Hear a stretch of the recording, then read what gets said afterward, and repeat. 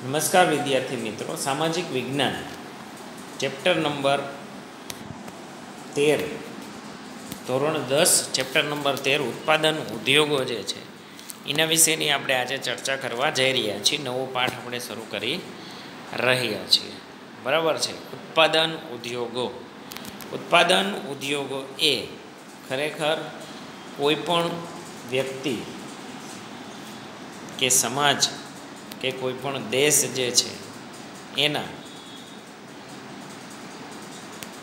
વિકાસનું સાચું દ્રષ્ટિબિંદુ છે એ ઉત્પાદન ઉદ્યોગો ઉપર આધાર રાખે છે. કોઈ પણ દેશ છે એ દેશની સામાન્ય જરૂરિયાતો છે એ જરૂરિયાતો ઉત્પાદન ઉદ્યોગોને આધારિત હોય છે. મનુષ્ય દ્વારા પોતાની બૌદ્ધિક, સાંસ્કૃતિક, આર્થિક ક્ષમતાઓ પ્રમાણે કુદરતી સંસાધનોના રૂપને બદલાવીને ઉપયોગમાં લાવી શકાય એવી પ્રક્રિયાને ઉત્પાદન ઉદ્યોગ કહેવામાં આવે છે. મનુષ્ય જ્યારે આદિમાનવ અવસ્થામાં રહેતો હતો ત્યારે એને લગભગ કોઈ કુદરતી ચીજ વસ્તુઓની જરૂરિયાત રહેતી નહોતી, કારણ કે એ શિકાર કરી અને વનસ્પતિના ફળ ખાઈ અને પોતાનું જીવન ગુજરાન ચલાવતો હતો. જેમ જેમ મનુષ્યનું બૌદ્ધિક ક્ષમતા વધતી ગઈ, એનો વિકાસ થતો ગયો, એમ એમ મનુષ્યની જરૂરિયાતો છે એ જરૂરિયાતોમાં વધારો થવા લાગ્યો અને આ જરૂરિયાતોની પૂર્તિ માટે તેણે કુદરતી સંસાધનો છે એ સંસાધનોનો પોતાની બુદ્ધિશક્તિને આવડતથી ઉપયોગ કરી અને પોતાની જરૂરિયાત મુજબના ચીજ વસ્તુઓ, સાધનો બનાવવાની શરૂઆત કરી અને આ કુદરતી સંસાધનોને પોતાની જરૂરિયાત મુજબ ચીજ વસ્તુ બનાવવામાં, ઉપયોગમાં લેવામાં આવે એ પૂર્ણ પ્રક્રિયાને ઉદ્યોગો કહી શકાય. ભારતમાં સિંધુ ખીણની સભ્યતાથી જ ચાલી આવે છે ઉદ્યોગોની પરંપરા. એ સમયે ભારતમાં સુતરાઉ કાપડ, માટીના વાસણો બનાવવા,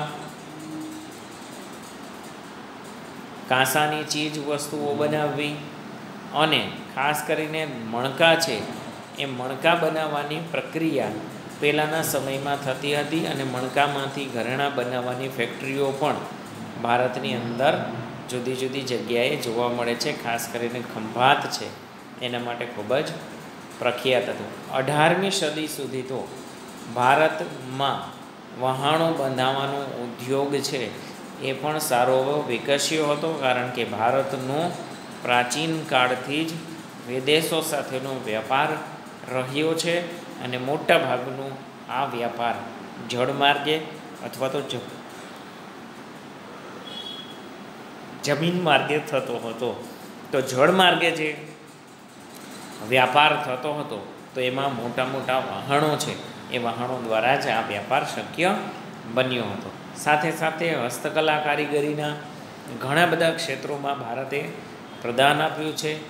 ગૃહ ઉદ્યોગોની અંદર પણ ભારતનું સારું એવું નામના પ્રાચીન કાળમાં રહેલી જોવા મળે છે. એમાં ખાસ કરીને સુતરાઉ કાપડ હોય, મલમલનું કાપડ હોય કે પાટણના પટોળા બનાવવાનો ઉદ્યોગ હોય કે જુદા જુદા ધાતુના વાસણો અને સૌથી અગત્યની ભારતમાં બનેલા આભૂષણોની દેશ વિદેશમાં ખૂબ જ માંગ રહેતી હતી. જેમ જેમ આધુનિક સમય આવતો ગયો એમ એમ નવા નવા યંત્રોની શોધ થઈ. સાથે સાથે યુરોપની અંદર ઔદ્યોગિક ક્રાંતિ આવી અને ખાસ કરીને ઔદ્યોગિક ક્રાંતિનું જન્મદાતા દેશ ઇંગ્લેન્ડ હતો અને ભારતમાં ઇંગ્લેન્ડનું શાસન હતું.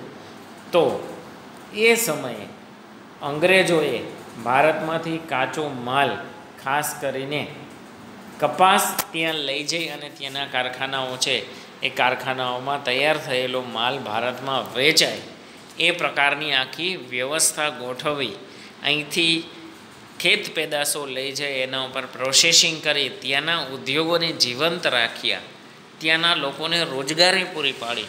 એની એક અસર એવી આવી કે ભારતના ઉદ્યોગો પડી ભાંગ્યા, એવી એમની નીતિ હતી. આ નીતિના કારણે ભારતના કાપડ ઉદ્યોગને ખૂબ જ મોટું નુકસાન થયું હતું અને ભારતના કસબી કારીગરો બરાબર છે બેકાર બની ગયા અને એના એવા તો ગંભીર પરિણામો આવ્યા કે આજે તમને ઢાકાનું મલમલ બનાવતો એક પણ કારીગર પૂરા ભારતમાં ક્યાંય પણ જોવા મળતો નથી. એક સમય એવો હતો ઢાકાના મલમલની બોલબાલા સમગ્ર વિશ્વમાં હતી. આજે પાટણના પટોળા બનાવનારા કારીગરો તમને મળી જશે. પાટણના પટોળા માર્કેટમાં ઉપલબ્ધ છે, પણ ઢાકાના મલમલ છે એ મલમલ વિશે આવું કહી શકાય નહીં. અને એ આખું જે ઉદ્યોગ કાપડ ઉદ્યોગ પડી ભાંગ્યો તો એની પાછળનું રીઝન હતું અંગ્રેજોની કુટિલ નીતિ. આજના યુગમાં કોઈ પણ રાષ્ટ્ર છે એ રાષ્ટ્રનું અસ્તિત્વ ઉદ્યોગોના વિકાસ ઉપર જ આધારિત છે. અને આજે ખરા અર્થમાં કહીએ તો વિશ્વના દરેક દેશો પરસ્પરાવલંબી છે. દરેક દેશમાં દરેક ચીજ વસ્તુઓની ઉત્પાદન ક્ષમતા હોતી નથી. દરેક દેશને કોઈની કોઈ ચીજ વસ્તુઓ પર અન્ય દેશો પર આધાર રાખવો પડતો હોય છે. અને એ કારણે જ આજે ઉદ્યોગ છે એ ઉદ્યોગ સૌથી અગત્યની વસ્તુ બની ગયા છે. આર્થિક વિકાસ તો ઉદ્યોગના વિકાસ વિના અસંભવ છે. સંભવ થઈ શકે એવી કોઈ સ્થિતિ નથી.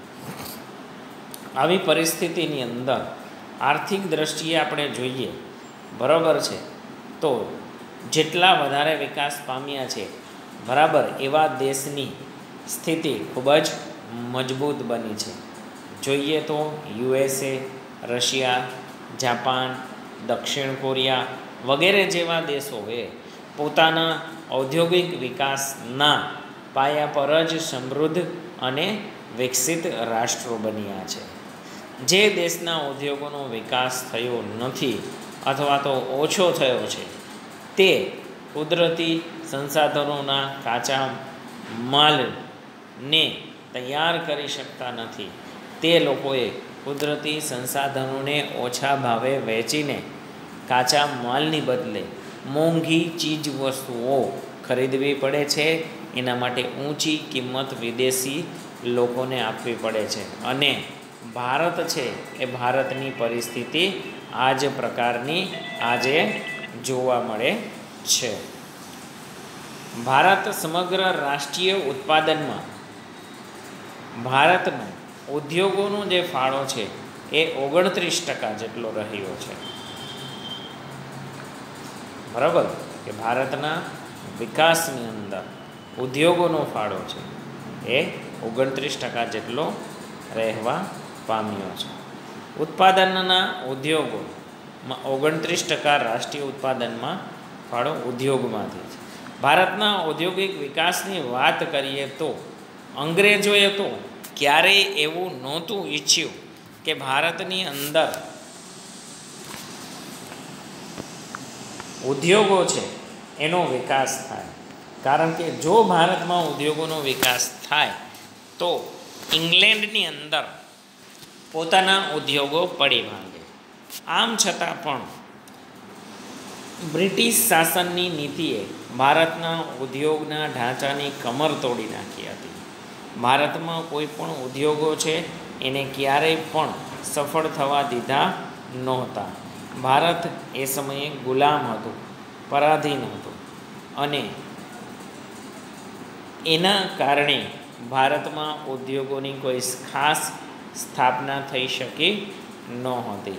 છતાં પણ થોડા ઘણા જે ગણ્યા ગાંઠિયા ઉદ્યોગોની શરૂઆત થઈ હતી એ હતી 1853ની અંદર ચારકોલ આધારિત સૌથી પહેલો લોખંડ ગાળવાની ભઠ્ઠી એના એકમની શરૂઆત 1853ની અંદર થયેલી જોવા મળે છે. બરાબર, પરંતુ એ નિષ્ફળ રહ્યું હતું.